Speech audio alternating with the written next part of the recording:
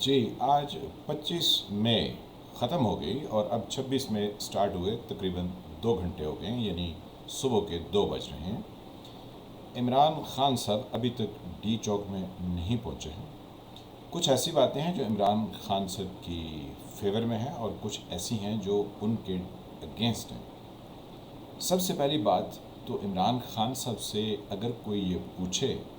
کہ وہ western democracy کا ذکر کرتے ہیں تو کیا آیا ویسٹرن ڈیموکریسی میں جتنے بھی سیاستدان ہوتے ہیں وہ کیا سیدھے جلسے جلوس نکالتے ہیں جب ان کو انتخابات کی تاریخ چاہیے ہوتی، یا وہ پارلیمنٹ کے فورم پر اپنی تمام تر انرجیز اور طاقت کو استعمال کرتے ہیں اور لوگوں کو بتاتے ہیں اور اپنے مخالفین پالیٹیشنز کو بھی بتاتے ہیں کہ کیا پارلیمنٹ کے توسط سے پاسبل ہے اور کیا پارلیمنٹ کر سکتی ہے اور یہ کیسے ہونا چاہیے، یعنی وہ تمام آئینی اور قانونی طریقے اختیار کرتے ہیں، لیکن اگر ان کو نہ سنا جائے تو وہ ایک احتجاج کرتے ہیں، اور وہ ایک ٹوکن ٹائپ احتجاج ہوتا ہے جس سے معاشرے کو صرف بتانا ہوتا ہے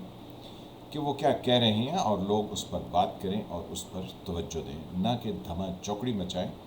اور پورا دن 25 کروڑ کا ملک شمال سے جنوب تک اور مشرق سے مغرب تک بند ہو جائے۔ اس سے ملک کے بہت سارے معاملات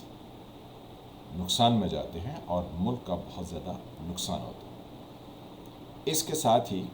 ہمیں آج ڈس انفارمیشن کی بھی بہت زیادہ خبریں سنائی دیں اور دیکھی گئی۔ ڈس انفارمیشن میں کیونکہ پی ٹی آئی کے کہتے ہیں کہ 16 یا 12 ہزار ان کے چیتے ہیں جو سوشل میڈیا پر بیٹھ کے مسلسل، یعنی وہ پیڈ ملازمین ہیں ان کے جن کو یہ پیسے پے کرتے ہیں، اور وہ ڈس انفارمیشن کو آرگنائزڈ طریقے سے ایک دوسرے کے ساتھ جوڑ کے ملا کے اس طرح پیش کرتے ہیں جیسے واقعی جو ہے یہ کوئی حقیقت ہو۔ اب آپ سوچئے کہ اگر 12 یا 16 ہزار ہیں اور کسی نے 5-6 سوشل میڈیا کے اکاؤنٹ رکھے ہوئے ہیں، یا اس کے ساتھ اس نے کچھ اپنے ساتھ فرینڈز بھی اپنے ملائے ہوئے ہیں، تو یہ ویسے ہی 70-80 ہزار یا لاکھ کے قریب جو ہے وہ tweets with in a second بنتی۔ تو صاف ذرا جب اس طریقے سے آئیں گی تو پھر جو دوسرے حمایتی ہیں یا جو پی ٹی آئی کے ویل وشرز ہیں، ان میں سے اگر کوئی 5% بھی جو ہے وہ پورے ملک میں اس ٹویٹ کو فالو کریں تو یہ کافی زیادہ بن جاتی ہے۔ تو ڈس انفارمیشن میں آج پی ٹی آئی نے وہ کچھ کیا جو پہلے کبھی اس دھرتی پر نہیں ہوا تھا، کہ جو مخالفین تھے ان کے بھی نام لے کے کہہ دیا کہ یہ بھی عمران خان کے جلسے میں جا رہے ہیں، اور جو ان کے حمایتی تھے یعنی ان کے گھر سے جو افراد پی ٹی آئی میں باقاعدہ شامل تھے اور پی ٹی آئی کے ایکٹیو ممبر بھی ہیں، ان کے بھی نام لے کے کہہ دیا کہ یہ لوگ بھی عمران خان کے جلسے میں جا رہے ہیں۔ لیکن پھر ہمیں کئی لوگوں کے ذاتی ٹویٹس جو ہے ویڈیو کی شکل میں سنائی دیے۔ انہوں نے کہا کہ نہ تو وہ کوئی ٹویٹر اکاؤنٹ رکھتے ہیں اور نہ ہی وہ کوئی ایسا پلان رکھتے ہیں کہ وہ عمران خان کے جلسے میں جائیں، بلکہ وہ تو جو ٹیلی کمیونیکیشن اور یہ جو الیکٹرانکس کرائم کو کنٹرول کرنے والے ایف آئی اے کے ونگ ہیں ان کو رپورٹ کر رہے ہیں کہ ان کے بارے میں یہ غلط ٹویٹس اور ڈس انفارمیشن کس نے پھیلائی ہے۔ اس میں سے ولید اقبال جو کہ پی ٹی آئی کے علامہ اقبال صاحب کے پوتے ان کی مدر ہیں جسٹس ناصرہ اقبال، تو انہوں نے جو ہے وہ اپنے ایک ویڈیو پیغام میں جو موسٹ پرابلی ان کا جو ہے کہیں سے کسی نے ریکارڈ کر کے ان کو کسی طریقے سے اس کو یوٹیوب پر پیسٹ کیا،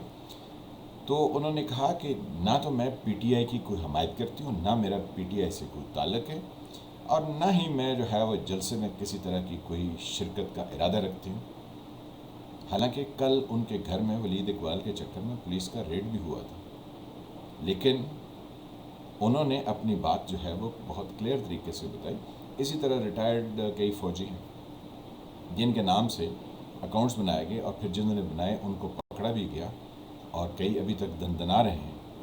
تو یہ ہمیں پتہ چلا کہ یہ ڈس انفارمیشن، پھر کہا گیا وکیل اس میں شامل ہے۔ پھر سب سے بڑی بات کہ اسلام آباد کے جو یونیورسٹیز کے اسٹوڈنٹس ہیں وہ سارے پی ٹی آئی کے جلسے میں آ رہے ہیں اور انہوں نے جو ہے وہ پی ٹی آئی کے لیے انتظامات کرنے شروع کر دیے۔ یعنی اس حد تک جھوٹ بولا گیا کہ لوگوں کو گمراہ کیا گیا۔ پھر عمران خان صاحب جو ہیں جب اپنے جلسے میں رستے میں کہیں خطاب کر رہے تھے تو انہوں نے کہا یہ جہاد ہے، گھر میں مت بیٹھیے۔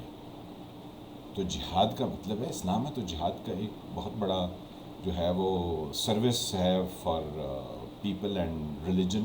تو پھر لوگ جو ہے وہ کئی معصوم تو ایسے ہیں نا، ان کو تو جہاد سن کے انہوں نے کہنا ہے ہاں ہاں ہم تو چلیں، واقعی چلیں۔ تو یہ نہیں وہ تمام طرح کے کارڈ کھیلیں گے۔ میں نے پہلے بھی ذکر کیا تھا کہ ابھی صرف انہوں نے پرچم اٹھایا ہے،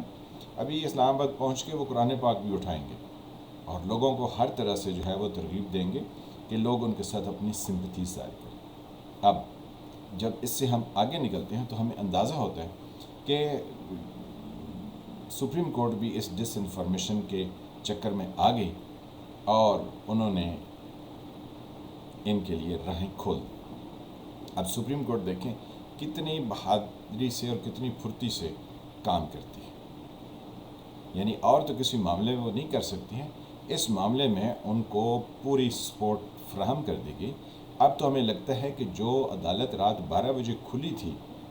یعنی جب تحریک عدم اعتماد تھی، تو وہ شاید اس لیے کھلی تھی کہ آگے یہ اسکرپٹ میں ڈرامہ لکھا ہوا تھا، تو اس ڈرامے کو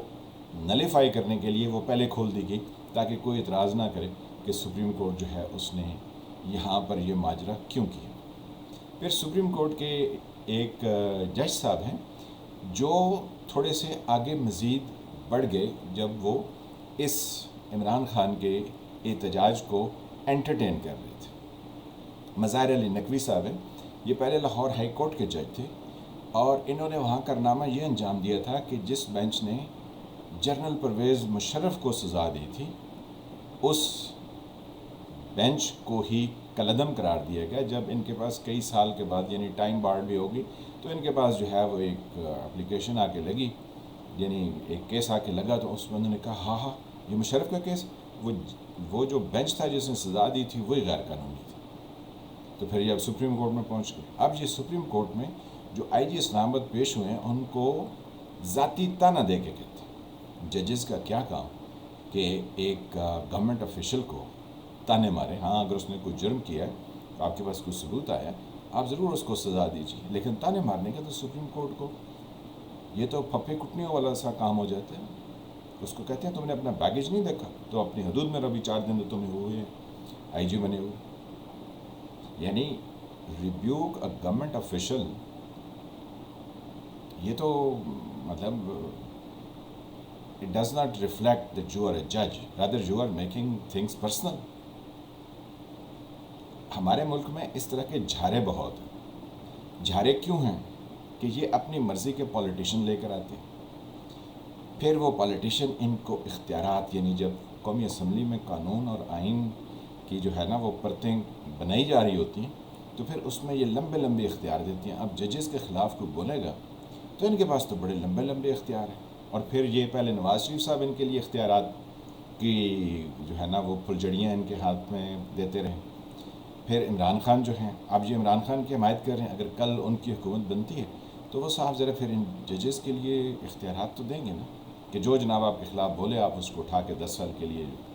تو لوگ پھر ڈرتے ہیں۔ پھر ان جج صاحب نے لوگوں کو اسی ڈرانے کے کہانی میں، یعنی اس کو ادھر آئی جی کو تانا زنی کی اور کہا کہ یہ جو سپریم کورٹ آج آپ کو کہہ رہی ہے کہ حکومت تمام رستے کھول دے اور پی ٹی آئی کو جلسہ کرنے کی اجازت دے، تو جلسہ کرنے کے لیے جو اٹارنی جنرل تھے انہوں نے کہا کہ جی وہ تو پھر جو مولانا فضل الرحمان کو جگہ دی گئی تھی H9 اور G9 کے درمیان، تو یہ وہاں پر اپنا جلسہ کرنا تھا۔ انہوں نے کہا جی ٹھیک ہے یہ وہاں پر کر لیں گے، لیکن ساتھ میں اگلی بات انہوں نے نہیں سنی، انہوں نے کہا کہ آپ رستے فوراً کھول دیجئے، اور رات 10 بجے جو ہے وہ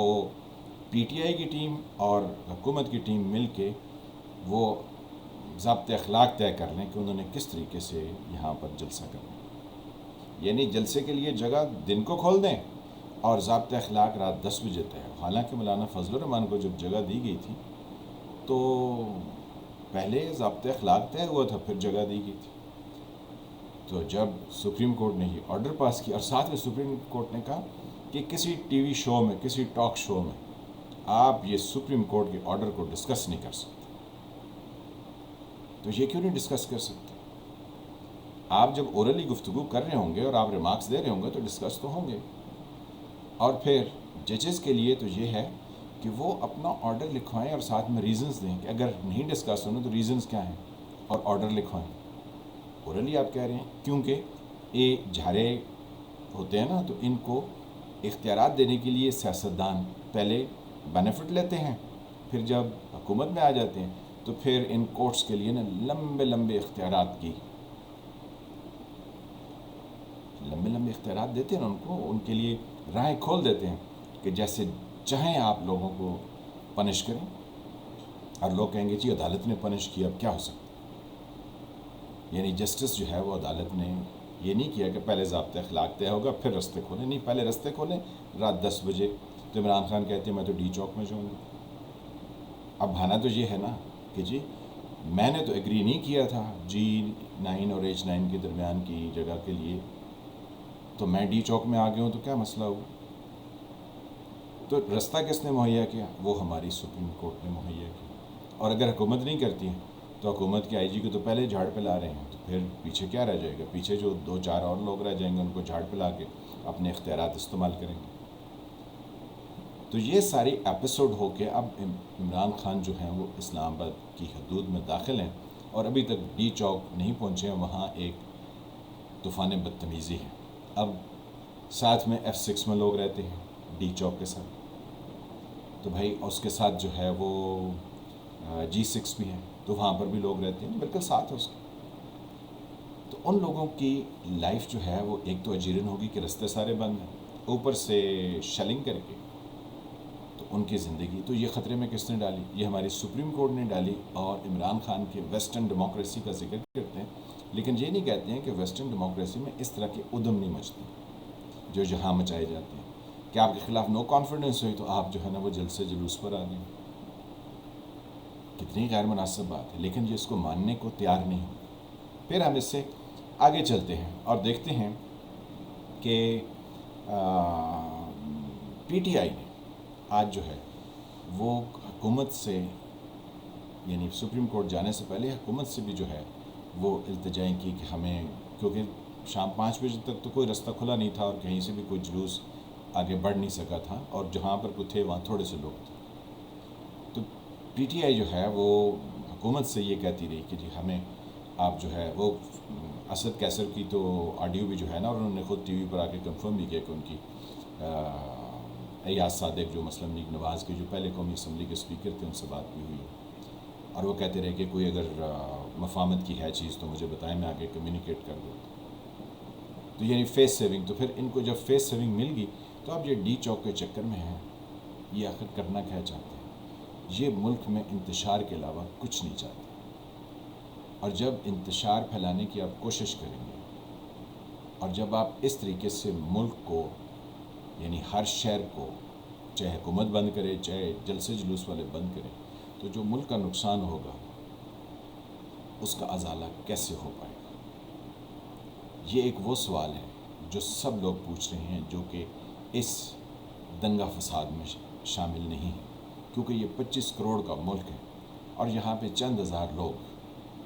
اور وہ بھی جو بینیفٹ لینے والے ہیں پولیٹیکل پارٹی سے، چاہے ایک طرف ہو چاہے دوسری طرف ہو، تو وہ ملک کو نہیں چلنے دینا چاہتے ہیں. لوگ یہ سوال کر رہے ہیں سپریم کورٹ سے کہ جب آپ نے یہ آرڈر پاس کیا ہے